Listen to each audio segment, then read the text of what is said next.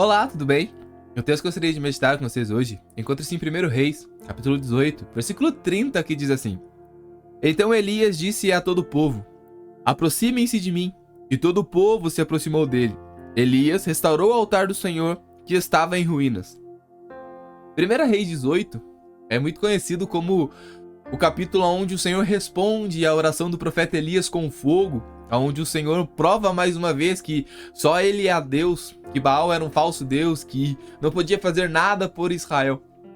Mas algo me chama a atenção na maneira como Elias age no capítulo 18, onde primeiro ele pergunta ao povo quem era o verdadeiro Deus e para eles seguirem ao verdadeiro Deus. Então Elias propõe esse desafio, que o verdadeiro Deus responderia com fogo. Os profetas de Baal tentam por muito tempo e eles não conseguem nada, Baal não consegue responder, afinal Baal é um falso Deus. Mas então chega a hora de Elias fazer o sacrifício. E o capítulo 30 diz que Elias chama todo o povo a ele e ele faz algo que era extremamente importante se fazer.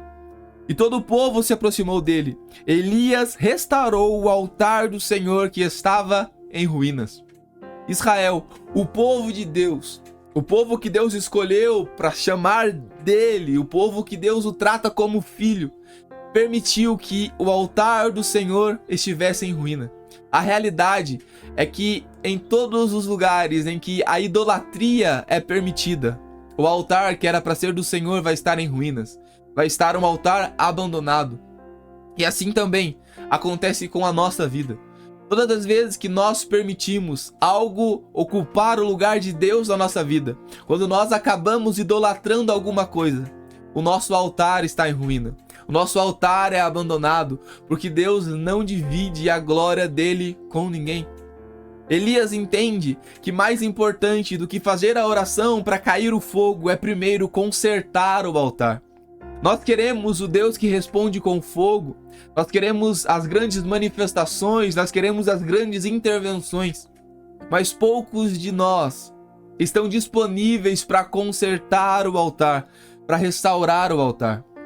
Leonard Ravenhill tem uma frase que ele diz que muitos se perguntam aonde está o Deus de Elias, mas poucos se perguntam aonde estão os Elias de Deus. Aqueles homens que vão se levantar para restaurar o altar. Aqueles homens que entendem que Deus não vai derramar fogo sobre um altar quebrado, sobre um altar em ruínas. É hora de restaurar o altar da nossa vida. É hora de abandonar os ídolos. É hora de consertar a nossa própria vida diante do Senhor, o nosso altar diante do Senhor. Deus procura por pessoas nessa geração que consertem o altar, que estejam mais preocupados em obedecer ao Senhor do que oferecer sacrifícios em altares quebrados, em altares que estão em ruínas. E sabe, algo acontece quando Elias conserta o altar. No versículo 38 diz: Então caiu fogo do Senhor e consumiu o holocausto, a lenha, as pedras e a terra, e ainda lambeu a água que estava na vala.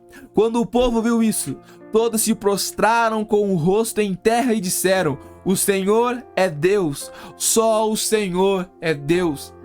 Se nós desejamos viver as intervenções que esses homens viveram, se nós desejamos mostrar para esta geração que só o Senhor é Deus, nós precisamos começar restaurando o altar.